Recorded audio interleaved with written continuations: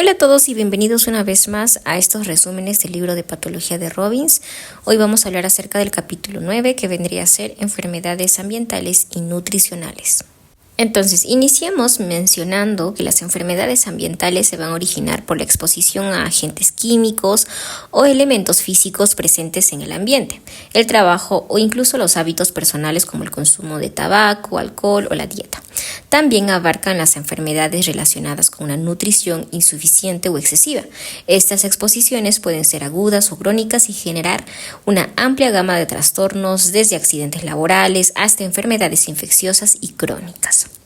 Entonces, el libro va a mencionar algunos efectos ambientales sobre la carga global de enfermedades y nos menciona que la medición de la carga de enfermedad global utiliza los DAILY, es decir, estos años de vida ajustados por discapacidad, combinando años perdidos por muerte prematura con años vividos con enfermedad o discapacidad. Entonces, de acuerdo a esto, pues se nos menciona, por lo menos en un promedio, es obviamente no es reciente, se menciona desde 1990 a 2010. Los datos se mostraron que con respecto al VIH, el SIDA, la mortalidad alcanzó incluso su pico en el 2006, mostrando después cierta reducción, ¿no? Luego de eso también se nos menciona otros ejemplos como el aumento de la enfermedad no transmisibles, aquí el crecimiento del 40% en casos de cáncer, diabetes y enfermedades cardiovasculares, debido en este caso al envejecimiento poblacional. También nos mencionan la esperanza de vida libre de enfermedades. Se menciona que hay un incremento para hombres, en este caso de 54.4 a 58.3 años, y en mujeres de 57.8 a 61.8, ¿no? Entonces estamos hablando por lo menos hace 15 años. También se mencionó con respecto al impacto de la desnutrición. Se menciona que la principal causa de la pérdida de salud global, especialmente en países en vía de desarrollo, va a ser la desnutrición. Con respecto a las enfermedades infecciosas, siguen siendo relevantes, especialmente la mortalidad infantil por neumonía, diarreas y también la malaria, ¿no? Sobre todo en algunas partes de África. También con respecto a la resistencia a fármacos. Hoy en día y pues durante todo este tiempo ha surgido como un desafío crítico debido al uso excesivo de los antibióticos, ¿no? Y más aún con el tema de la pandemia. Y finalmente las enfermedades por los vectores, ¿no? Siguen siendo o constituyen como tal un tercio de las infecciones emergentes exacerbadas por el cambio climático. Y hablando del cambio climático, nos dicen que el calentamiento global, impulsado en este caso principalmente por la acumulación del dióxido de carbono, han contribuido a múltiples problemas sanitarios. En primer lugar, el incremento en enfermedades cardiovasculares y respiratorias. En segundo lugar, mayor incidencia de infecciones gastrointestinales tras inundaciones. En tercer lugar, la expansión de enfermedades transmitidas por vectores debido a la alteración de sus hábitats. En cuarto lugar, aumento de la malnutrición por la disminución de productividad agrícola, y en último lugar el desplazamiento o los desplazamientos masivos de la población o de un segmento de la población debido a la elevación del nivel del mar, ¿no? También se nos menciona algún tipo de factores tóxicos, de agentes químicos y físicos, ¿no? Y para esto la toxicología se centra hoy en día en los efectos adversos de los xenobióticos. Por ejemplo, son aquellos que son compuestos externos al organismo, ¿no? Entonces aquí se reportan preocupantes volúmenes de agentes químicos tóxicos y cancerígenos liberados en el ambiente. Por ejemplo, la severidad del efecto depende de la dosis. Aquí se habla acerca de la dosis y toxicidad. Incluso las pequeñas cantidades pueden ser terapéuticas, pero dosis altas incluso van a resultar tóxicas, ¿no? La lipofilia, ¿no? Aquí se menciona que con respecto a los compuestos liposolubles que se van a distribuir más fácilmente en el cuerpo y como tal van a atravesar membranas plasmáticas. Luego de eso se menciona la excreción y la acumulación con respecto a estos agentes químicos tóxicos, pues pueden ocurrir a través de la orina, la heces o el aire expirado, o también las acumulaciones en tejidos específicos, ¿no? Y algo que también cuando se habla de toxicología, pues es el metabolismo de los fármacos. Para esto se menciona dos fases, ¿no? Entonces, en la fase 1 se va a incluir reacciones de oxidación, reducción o también la hidrólisis, así como también las enzimas del citocromo P450, pues nos van a ayudar a desempeñar un papel crucial, pero la actividad puede variar según la genética, la dieta, la exposición, el tabaco y el alcohol.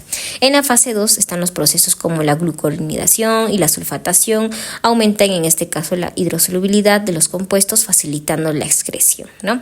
Entonces, de esta manera, pues, con respecto a la toxicología, En este caso también se menciona un poquito la contaminación ambiental. Nos dicen que la contaminación del aire es una de las principales causas de mortalidad a nivel mundial, afectando especialmente a personas con enfermedades pulmonares y también a personas cardíacas preexistentes. Para esto se menciona en primer lugar, lo subdividen y nos mencionan la contaminación del aire externo. Entonces, el pulmón es el principal, obviamente, órgano afectado por los contaminantes del aire, ¿no? Aunque otros tejidos también pueden verse afectados o comprometidos. En este caso, por ejemplo, el monóxido de carbono y el plomo también pueden afectar a otros órganos. Sin embargo, los efectos más comunes en el pulmón van a incluir inflamación, aumento de la reactividad de las vías respiratorias, menor aclaramiento mucociliar y también el incremento de las infecciones respiratorias. Y para esto se nos menciona que entre los contaminantes más peligrosos vamos a tener lo siguiente. En primer lugar, el ozono. Se dice que se forma por la interacción, en este caso, del oxígeno con la radiación ultravioleta. El ozono estratosférico protege, en este caso, pues como bien sabemos, contra la radiación UV, pero su degradación por el uso, en este caso, de los clorofluorocarbonos ha aumentado, en este caso, el riesgo de cáncer de piel. Ahora, en la troposfera, por ejemplo, el ozono también forma parte de la niebla tóxica que incluye óxidos de nitrógeno y compuestos orgánicos volátiles de emisiones industriales y también de algunos vehículos. La toxicidad del ozono proviene, en este caso, de la generación de radicales libres que van a dañar el epitelio alveolar y también van a inducir inflamación pulmonar. De hecho, las personas con asma o enfisema son las más susceptibles. Lo otro vendría a ser el dióxido de azufre. Esto es básicamente, es resultado de la combustión del carbón y el petróleo, la fundición del cobre y la fabricación de papel. Se convierte en este caso en ácido sulfúrico y luego en trióxido de azufre, causando quemaduras, disnea, hiperreactividad de las vías respiratorias, entre otros, ¿no? Otro de los elementos van a ser las partículas en suspensión, conocidos como el hollín. Estos van a provenir de la combustión de carbón, petróleo y gasóleo, o incluso el alcohol mismo. Las partículas más pequeñas, por ejemplo, que son mayores a 10 micrómetros, son las más perjudiciales, ya que se van a inhalar y provocar inflamaciones a través de la activación de los macrófagos y también de los neutrófilos, ¿no? Y en último lugar, el monóxido de carbono, que es un gas incoloro e inodoro producido por la combustión incompleta de materiales carbonados. La exposición prolongada en espacios cerrados puede causar intoxicación grave con depresión del sistema nervioso central y también una hipoxia sistémica, debido a que en este caso el monóxido de carbono pues tiene una afinidad 200 veces mayor por la hemoglobina que en este caso el oxígeno, ¿no? Ahora, esto todo es por parte de la contaminación del aire externo. ¿Qué pasa con la contaminación del aire interno? Las concentraciones de contaminantes internos han aumentado, de hecho, por el mejor aislamiento de las viviendas. Entonces, el uso de aire acondicionado, la reducción de la ventilación natural, pues han sido un factor importante, ¿no? Ahora, los principales contaminantes internos van a ser los siguientes. Humo de madera. Básicamente es la mezcla compleja de partículas y compuestos tóxicos que van a irritar las vías respiratorias y pueden aumentar el riesgo de infecciones respiratorias, así como también del cáncer. Otro de los elementos vendría a ser los bioaerosoles, que son aerosoles bacterianos que pueden causar neumonía por legionela, así como también alergenos de mascotas, ácaros y hongos, ¿no? Otro de los elementos vendría a ser el radón, que es un gas radiactivo natural que en concentraciones bajas puede aumentar el riesgo de cáncer en fumadores. Y finalmente el formaldehído, que es un compuesto volátil utilizado en productos de consumo que puede causar, en este caso, irritación ocular respiratoria, y también en este caso una irritación ocular y también una irritación respiratoria, y es clasificado en este caso pues como un cancerígeno. Existen también algunos metales como los contaminantes ambientales que también ponen en peligro la salud de las personas. Por ejemplo, el plomo. El plomo está presente en el aire, el suelo, el polvo doméstico y las tuberías incluso de agua. Las exposiciones ocurren principalmente por inhalación y en menor medida por ingestión. Va a afectar a niños sobre todo, quienes son en este caso nuevamente los más vulnerables debido a su mayor absorción digestiva y también a una barrera hematoencefálica más permeable. La toxicidad del plomo incluye efectos neurotóxicos, anemia microcítica y también la anemia hipocrómica, alteraciones óseas y también las alteraciones digestivas, ¿no? Por parte del plomo esto. El mercurio. Bueno, el mercurio como tal, la exposición al mercurio se produce principalmente por el consumo de pescado contaminado, vapores de amalgamas dentales, incluso también la minería de oro, ¿no? La toxicidad en este caso se relaciona con una acumulación en el sistema nervioso central, también una acumulación en el sistema en este caso en los riñones, causando incluso parálisis cerebral, sordera, ceguera y en algunos casos de retraso mental en exposiciones intrauterinas. Otro de los elementos aquí vendría a ser el arsénico. El arsénico en este caso se va a encontrar de forma natural en el suelo y el agua y se utiliza en herbicidas. Su exposición crónica va a aumentar el riesgo del cáncer de piel y pulmón y causa secuelas digestivas, cardiovasculares, así como también las neurológicas. También tenemos otro de los elementos dentro de los metales, el cadmio. El cadmio ya también va a provenir de la minería y la producción de baterías. La principal vía de exposición es la ingestión de alimentos contaminados. La toxicidad se manifiesta como enfermedad pulmonar obstructiva. También se puede presentar nefropatía terminal y anormalidades esqueléticas, además que también puede inducir cáncer de pulmón debido a los daños en el ADN, ¿no? Ok, vamos a continuar ahora hablando acerca de los riesgos profesionales para la salud.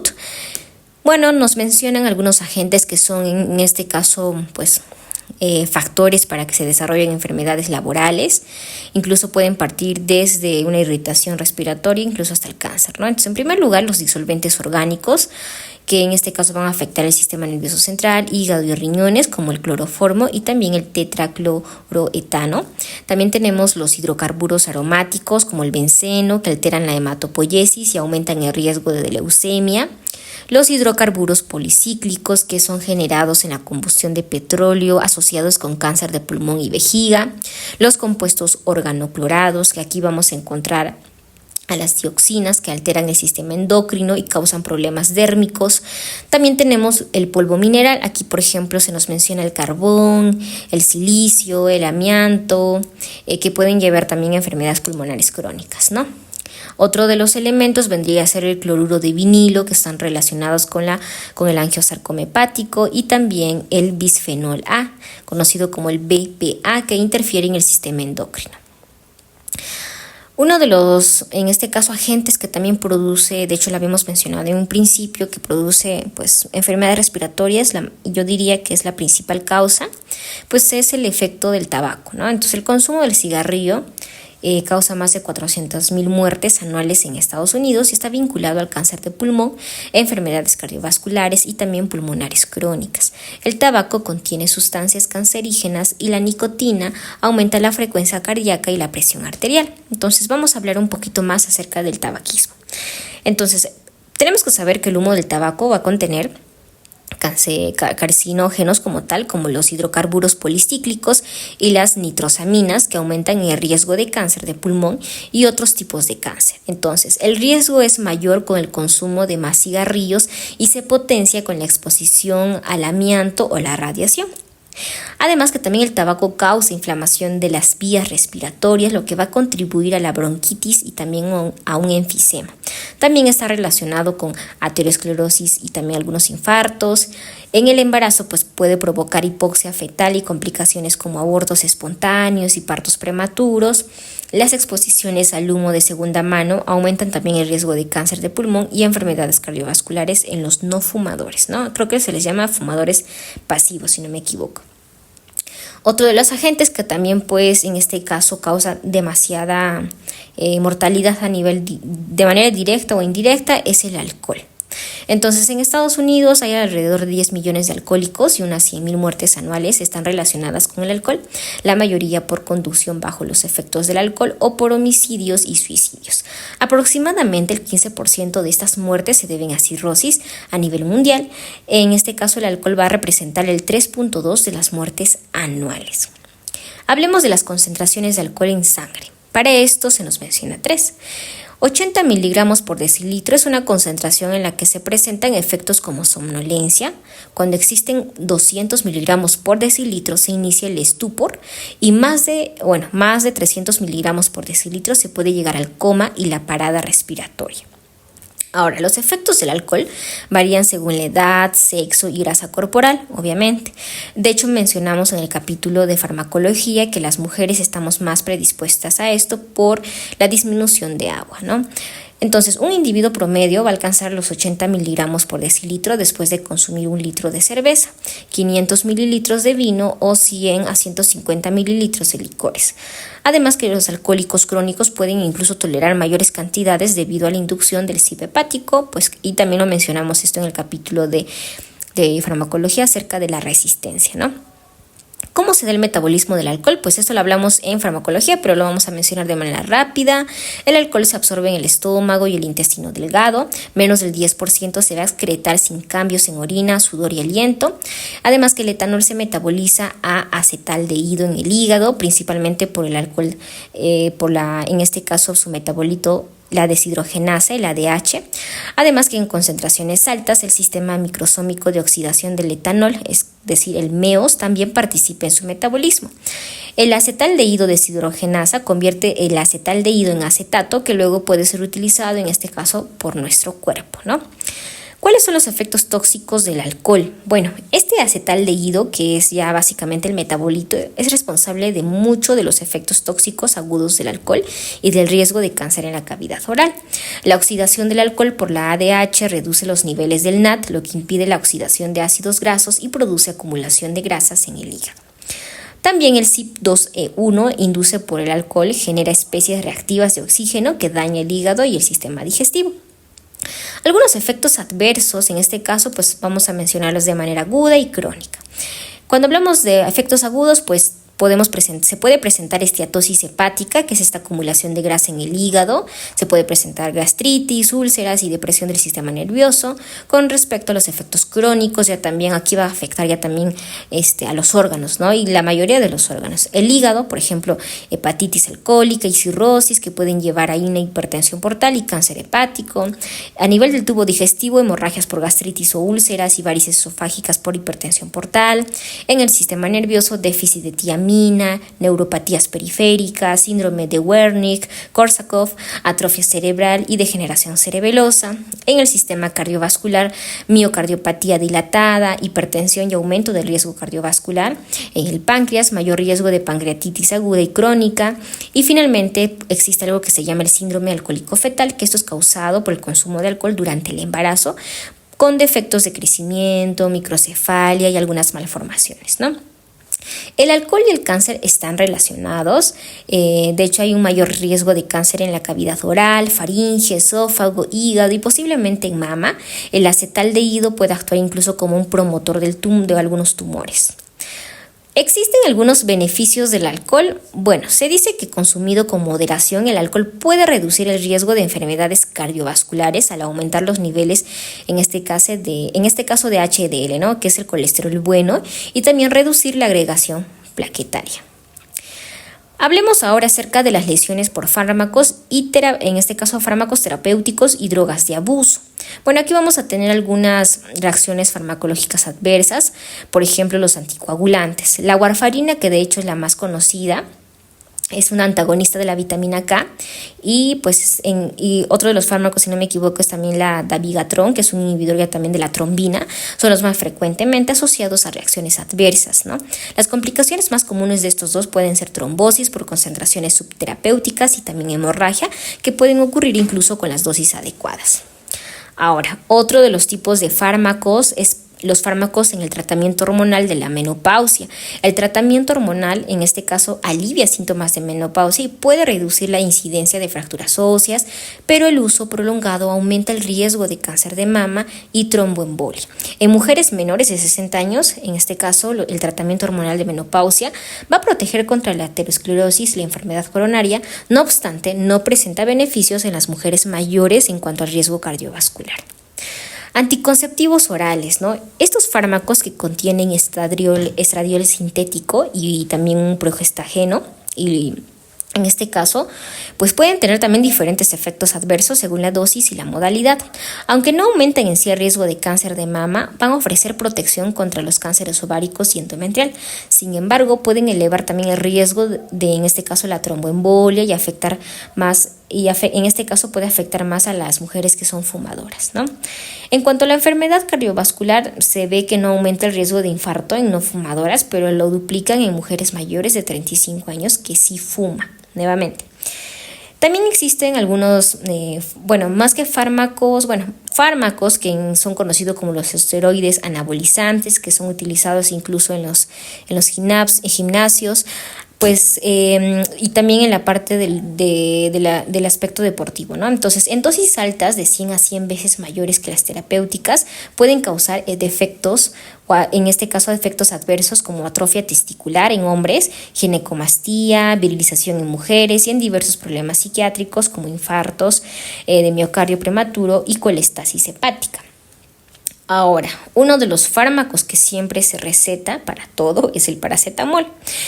¿Qué nos dicen sobre esto, no? Aunque se menciona que es el analgésico más utilizado yo diría que en el mundo, al menos en Latinoamérica, las sobredosis son responsables de más del 50% de los casos de insuficiencia hepática aguda. En este caso, esto es la epidemiología de Estados Unidos, sin embargo, también en varias partes de Latinoamérica es así, ¿no? Entonces, en dosis terapéuticas, pues el paracetamol se metaboliza principalmente en el hígado, pero en sobredosis sus metabolitos ya también reactivos van a dañar células hepáticas, lo que puede llevar a la insuficiencia hepática.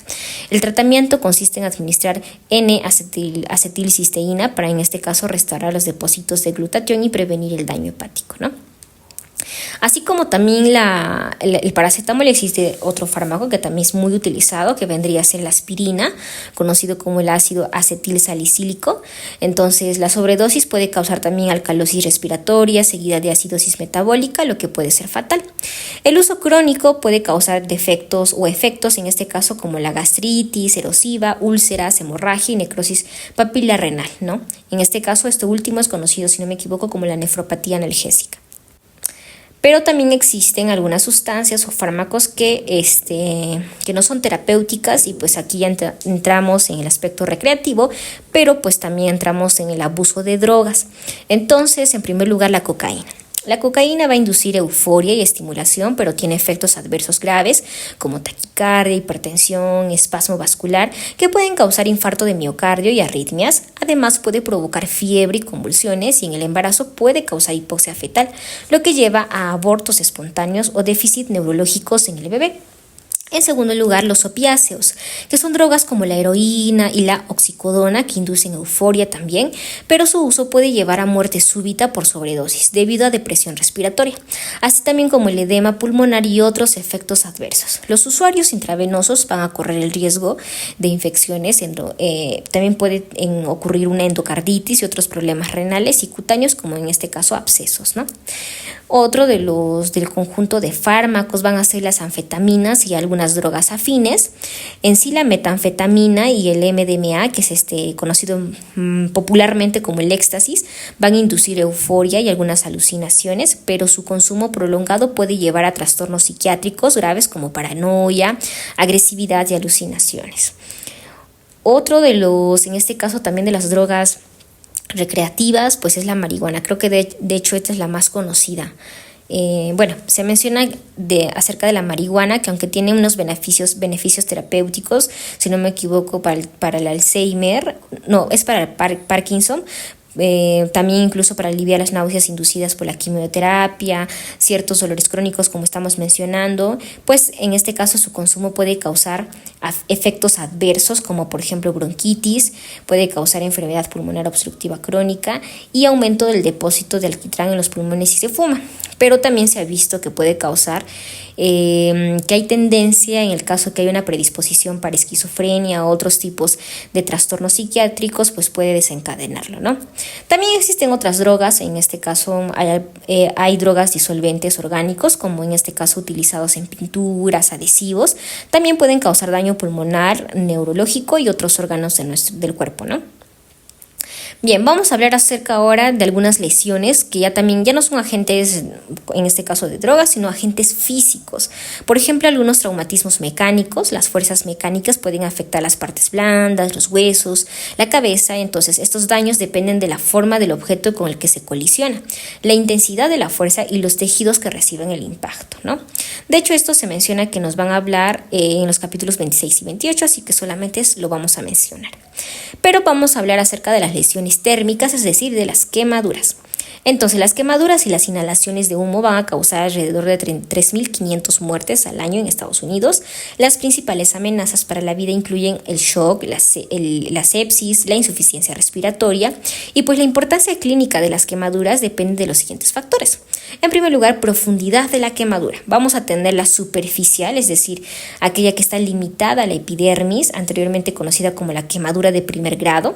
En segundo lugar, de grosor parcial, que afecta a la dermis, anteriormente conocida como quemadura de segundo grado, y de grosor completo, que se extiende al tejido subcutáneo, anteriormente conocida como quemadura de tercer o cuarto grado.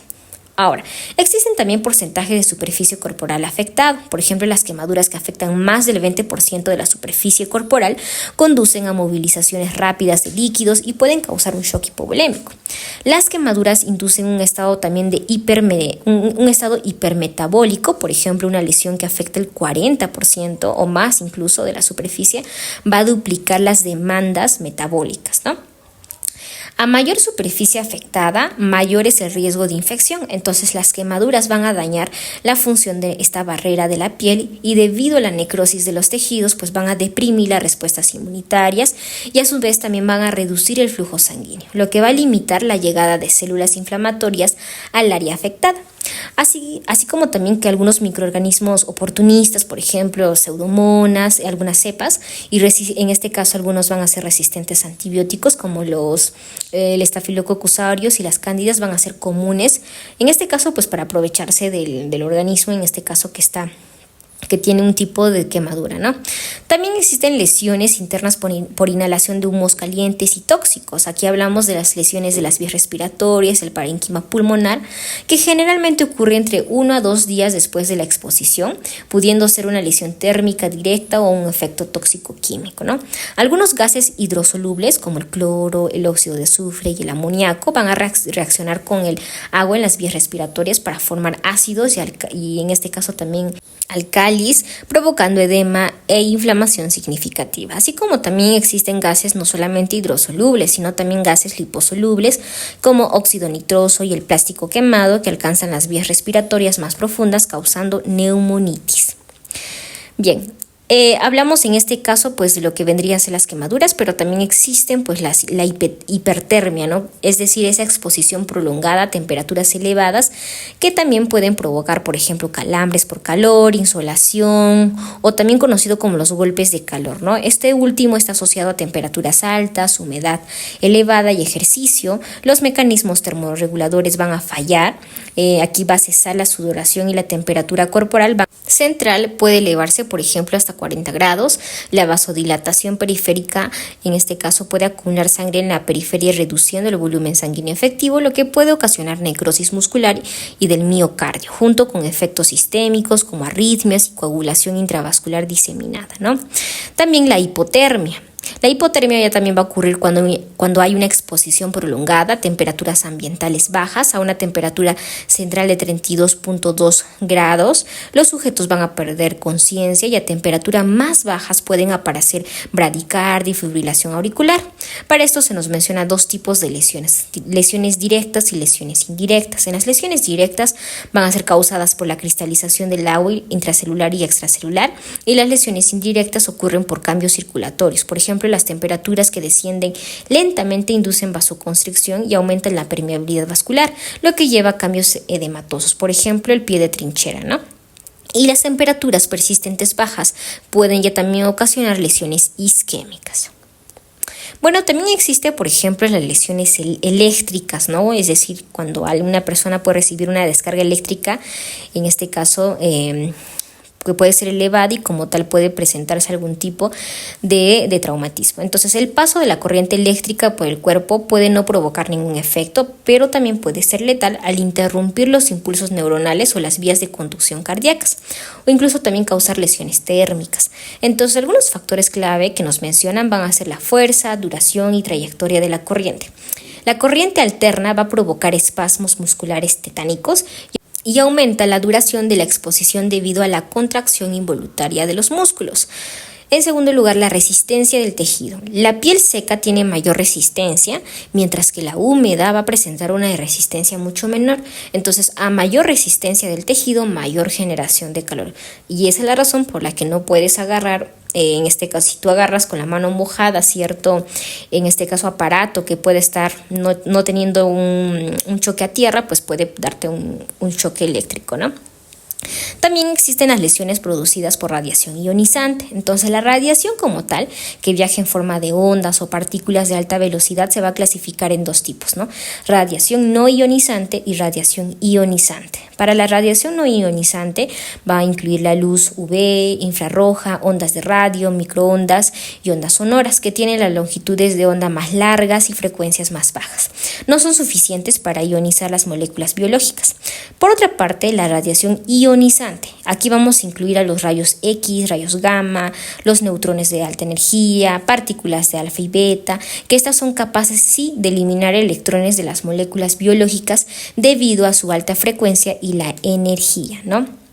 Y para esto pues nos mencionan un poquito de las unidades de radiación. Las dosis de radiación se miden de 3 formas. Vamos a solamente mencionarlo. Se mide de Curie, por Marie Curie, que refleja la cantidad de radiación emitida por una fuente, la de Gray, que refleja la energía absorbida por un tejido, y la de Sievert, que mide el efecto biológico de la radiación absorbida, ¿no? También existen algunos determinantes, pues en este caso de los efectos biológicos de la radiación ionizante. Entonces, estos efectos van a depender de varios factores. Uno, frecuencia de la liberación, es decir, una sola dosis puede causar más daño que incluso que las dosis fraccionadas. En segundo lugar, tamaño de campo. Las exposiciones de todo el cuerpo pueden ser más letales que las dosis mayores administradas localmente. En segundo lugar, proliferación celular. Las células que se dividen rápidamente son más sensibles a la radiación. En cuarto lugar, efectos sobre el oxígeno. Los tejidos más mal, en este caso vascularizados, son menos sensibles a la radiación. Y en último lugar, daño vascular. Las células endoteliales son sensibles a la radiación y su daño puede provocar incluso isquemia, ¿no? Ahora, ¿qué pasa si hay una radiación corporal total? Aquí hablamos de exposiciones de todo el cuerpo a dosis menores de A1 Sievert, generalmente no causan efectos graves, pero dosis mayores van a provocar, en este caso, síndromes agudos de radiación que van a afectar al sistema, a todo el sistema incluso, como el hematopoyético, digestivo y el nervioso central, ¿no? Entonces, ahora hablemos acerca de algunos efectos agudos sobre el sistema hematopoyético y linfoide en cuanto se recibe este tipo de radiación. Con dosis altas se van a observar linfopenia periférica y atrofia de vaso y ganglios linfáticos. Las dosis submortales permiten la repoblación en semanas o en meses. Las células madre hematopoyéticas son sensibles a la radiación y las dosis muy altas pueden causar anemia plástica permanente, ¿no?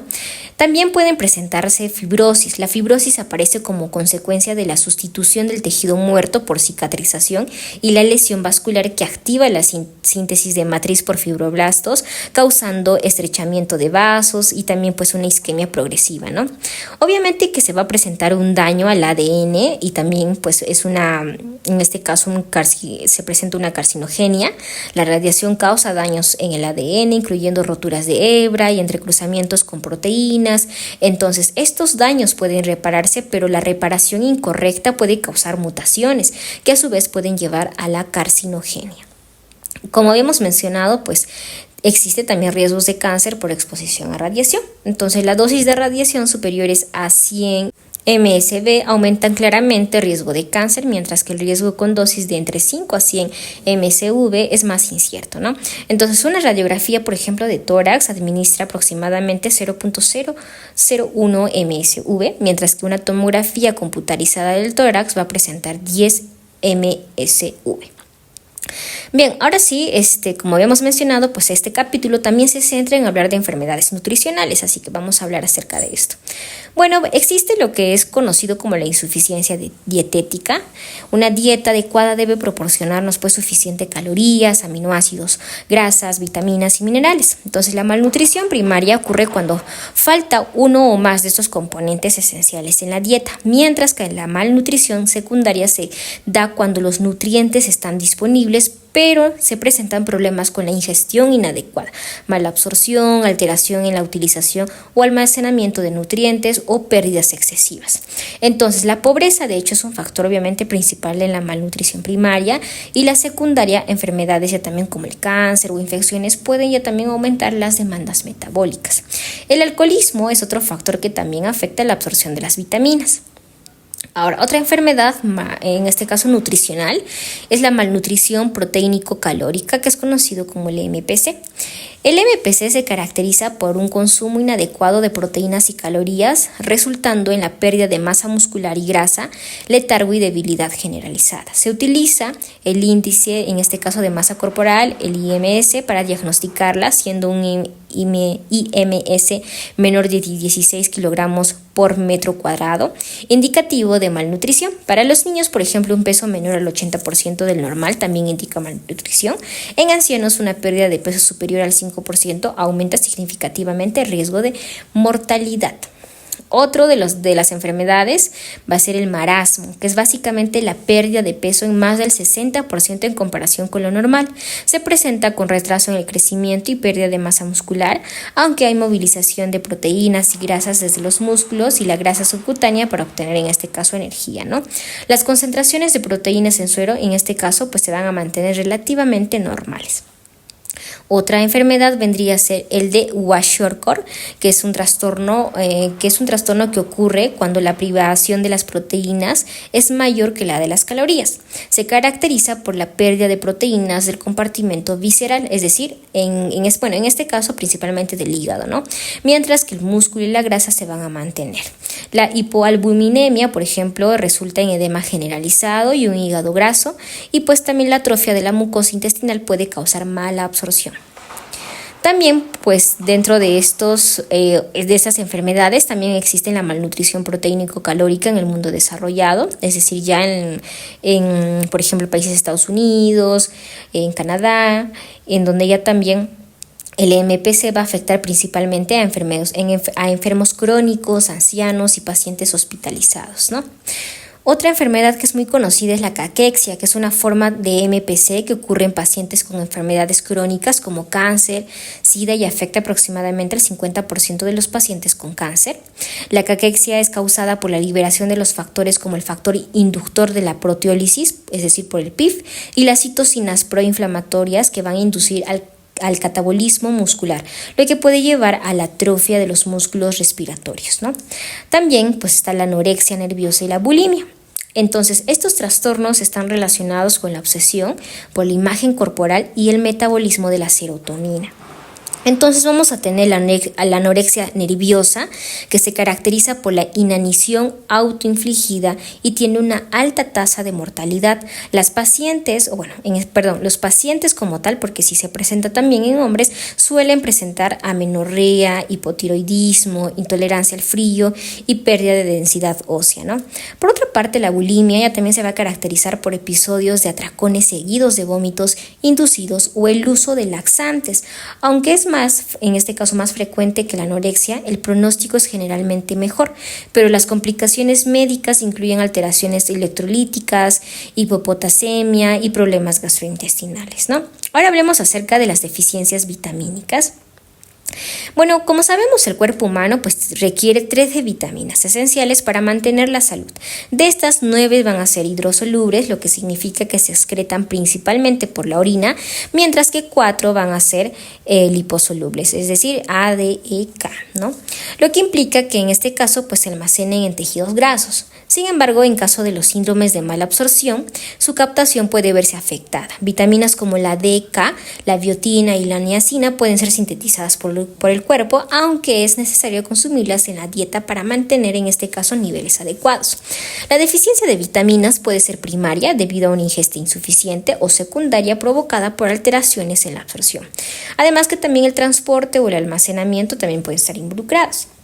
Las deficiencias aisladas de vitaminas no son muy comunes, de hecho.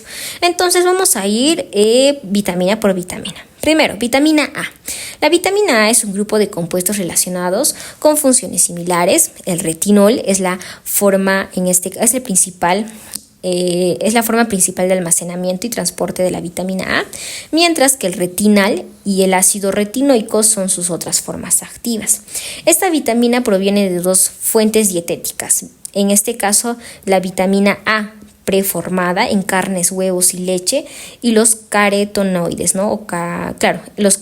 Tienen otros nombres, pero bueno, el libro lo menciona aquí como carotenoides. En este caso, como el betacaroteno, que está presente en vegetales de hojas verdes y amarillas, el camote, el zapallo, ¿no? Ahora, el 90% de las vitaminas se van a almacenar en el hígado, donde constituye una reserva para aproximadamente 6 meses. El retinol ya también se va a transportar unido a una proteína sintetizada en el hígado. ¿Cómo es su función? Bueno, básicamente manteniendo la visión. Por ejemplo, la vitamina A es crucial para la formación de la rodopsina en los bastones y las iodopsinas en los conos, esenciales para la visión, especialmente en condiciones de baja luz.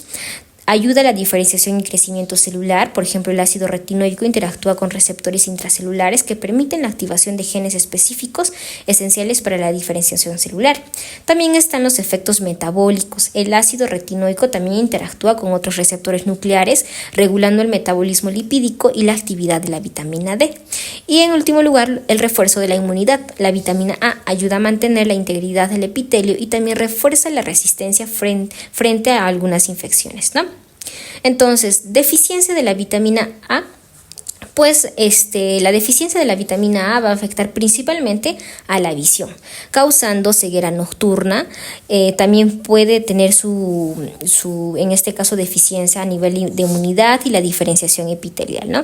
Entonces, las dos enfermedades o condiciones van a ser la xeroftalmia, que es el ojo seco, y el otro es la metaplasia queratinizante, en donde ya también esta deficiencia puede provocar la sustitución del epitelio normal por un epitelio escamoso, lo que aumenta el riesgo de infecciones respiratorias y cálculos renales o vesicales, ¿no? De hecho, esta xeroftalmia, que es el ojo seco, pues también es a causa de la queratinización en el epitelio conjuntival y lacrimal, lo que también lleva a una sequedad, y pues aquí se habla acerca de un signo que vendría a ser las manchas de Bitot, que son estas manchas en la córnea, y pues en etapas ya también muy avanzadas se puede dar la ceguera. Ya también cuando hay una toxicidad de la vitamina A, pues aquí vamos a hablar de algunos de los síntomas o manifestaciones clínicas, sobre todo agudas. Se nos menciona cefalea, vómitos, estupor y edema de papila. Pero la toxicidad crónica puede causar pérdida de peso, náuseas, sequedad en los labios, dolor óseo articular debido a la activación de los osteoclastos, lo que incrementa la resorción ósea y el riesgo de fracturas, ¿no? Los retinoides sintéticos son teratogénicos y deben evitarse durante el embarazo. Vayamos con la vitamina D. La vitamina D es esencial para mantener las concentraciones adecuadas del calcio y el fósforo en sangre, lo que permite la mineralización ósea y la transmisión neuromuscular. Bueno, con respecto al metabolismo de la vitamina D, en este caso podemos mencionar que se obtiene a partir de la dieta o se puede sintetizar mediante la exposición solar. En este caso, donde el 7-deshidrocolesterol se convierte en vitamina D3 en la piel. La vitamina D se va a transportar al hígado, donde se va a convertir en 25-hidroxivitamina D, y luego en el riñón se va a convertir en 1.5-hidroxivitamina D, la forma activa más potente. La función de esta vitamina va a regular el metabolismo del calcio y fósforo a través de la activación de receptores específicos en los huesos, intestino y los riñones también. Además que también van a tener efectos inmunomoduladores y también algunos efectos antiproliferativos, ¿no? Con respecto a algunos efectos sobre todo en la homeostasis del calcio y el fósforo, la vitamina D va a aumentar la absorción intestinal y la reabsorción renal del calcio. También va a promover la mineralización ósea y la actividad, en este caso, de los osteoclastos, ¿no? Cuando hay un tipo de deficiencia, va a ser causada, en este caso, obviamente, por una ingesta insuficiente, la falta de exposición al sol o problemas en la absorción. La deficiencia puede provocar raquitismo en niños, deformidades esqueléticas y osteomalacia en adultos, es decir, huesos débiles propensos a fracturas. También efectos no esqueléticos, por ejemplo, la vitamina D puede regular más de 200 genes involucrados en funciones como proliferación celular, diferenciación, apoptosis y la angiogénesis, por lo que se ha asociado hoy en día con un mayor riesgo de cáncer, particularmente de colon, próstata y mama.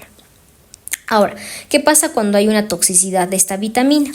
Bueno, el exceso de vitamina D puede causar hipercalcemia y calcificaciones, en este caso en tejidos blancos.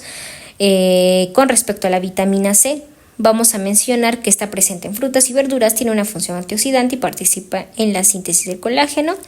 La vitamina C, en este caso, va a activar enzimas responsables de la hidroxilación del en este caso del procolageno, facilitando la formación del colágeno. También va a actuar como un antioxidante, protegiendo las células del daño por radicales libres, ¿no? En estados en este caso de deficiencia, pues va a provocar escorbuto, que se caracteriza por la debilidad en los huesos y las hemorragias debido a la mala formación del colágeno. Bueno, de hecho, hay un libro sobre nutrición, creo que es bioquímica, en donde se habla acerca, de manera más detallada acerca de todas las vitaminas, ¿no? Entonces, vamos ahora a mencionar lo que es la obesidad. Entonces, la obesidad es un problema de salud global asociado por una serie de enfermedades metabólicas y cardiovasculares. El índice de masa corporal es una herramienta que nos ayuda pues para poder clasificar obesidad y sobrepeso. Entonces, de manera que consideramos obesidad, en este caso en un IMS de 30 kilogramos por metro cuadrado o más, y sobrepeso entre 25 y 30 kilogramos por metro cuadrado, ¿no? Existen algunos mecanismos reguladores de la obesidad, entonces el control del apetito y el balance energético, de hecho, es complejo y está regulado por señales neuronales y también pues hormonales, ¿no? Entonces vamos a tener en primer lugar señales periféricas, es decir, las células, en este caso adiposas, van a secretar la leptina y también la adiponectina, que van a influir en el metabolismo. La grelina del estómago, en este caso el PII del ilio y el colon, y la insulina incluso del páncreas también van a jugar pues un papel muy importante. Ahora, por otra parte, el hipotálamo. El núcleo arqueado del hipotálamo también integra estas señales mediante neuronas que regulan el hambre y el gasto energético. Las neuronas POMP y las CART favorecen el gasto energético y la pérdida de peso, mientras que las neuronas NPI, el AGRP, promueven la ingesta de alimentos y el aumento del peso. Ahora, existen también algunas hormonas que son clave para esto. La leptina, que como habíamos mencionado, pues produce el tejido adiposo y regula también el apetito. Su acción sobre las neuronas, en este caso POMC y CART, inhibe el consumo de alimentos, mientras que la deficiencia de leptina ya también se va a asociar a un aumento de hambre. Ahora, por otra parte, también la adenoponectina, que es otro tipo de hormona que favorece la oxidación de grasas y aumenta la sensibilidad a la insulina. Otra de las hormonas, bueno, aquí vamos a ponerlos en un mismo saco, las hormonas intestinales como tal. Por ejemplo, una de ellas, la grelina, va a aumentar el consumo de los alimentos, ¿no? Ahora, obviamente existen consecuencias de la obesidad. Se mencionan que algunas de las consecuencias pues, pueden ser síndrome metabólico, que está relacionado con la resistencia a la insulina, hipertensión y también las dislipidemias. Diabetes tipo 2, que es otro tipo de enfermedad que también es comúnmente asociada con la resistencia a la insulina. También puede estar relacionado con hipertensión y dislipidemia, como mencionamos, que obviamente van a aumentar el riesgo de enfermedades cardiovasculares. Otra de las enfermedades que es consecuencia de la obesidad va a ser la esteatosis hepática no alcohólica, que en este caso es una inflamación del hígado que puede evolucionar incluso hasta cirrosis, ¿no? Otra de las enfermedades va a ser la colelitiasis, que en este caso las personas obesas tienen un riesgo significativo mayor de desarrollar cálculos biliares, así como también un síndrome de hipoventilación, en donde ya también se va a asociar con apnea del sueño y problemas respiratorios, ¿no? Ahora, la obesidad y el cáncer también tienen una relación. De hecho, el exceso de peso está vinculado con un mayor riesgo de ciertos tipos de cáncer, como los del esófago, el páncreas, la tiroides, el colon, la mama, el útero, el riñón y también la vesícula biliar. Esto se debe en parte a la resistencia a la insulina y también la hiperinsulinemia, que favorecen la proliferación celular, ¿no? Entonces, es importante, pues en este caso, la dieta, ¿no? Entonces, la dieta va a influir también en el riesgo de cáncer, ya sea por la presencia de sustancias cancerígenas, es decir, por sustancias exógenas como la aflatoxina, o por la producción incluso de compuestos carcinogénicos derivados de los alimentos, por ejemplo, las nitrosaminas, ¿no? Además de que también una dieta rica en grasas puede obviamente alterar la flora intestinal, mientras que una dieta rica en fibra ya también puede reducir la exposición a estos compuestos. También se nos habla, ya para finalizar, la relación de dieta y la aterosclerosis. Entonces, la reducción de grasas animales saturadas y el aumento de ácidos grasos insaturados pueden disminuir el riesgo de aterosclerosis y enfermedades cardiovasculares. La restricción calórica, que afecta la activación de la sirtuina y la reducción de la insulina como tal, pues también parecen tener un efecto protector, en este caso para las arterias, y también se ha visto que de esta manera pues puede prolongar la vida, ¿no? Amigos, de esta manera hemos terminado con el capítulo 9, las enfermedades nutricionales y ambientales. Nos vemos en el capítulo 10, donde vamos a hablar acerca de enfermedades de lactancia y la infancia. Si te ha gustado este resumen de este capítulo, pues dale like y suscríbete.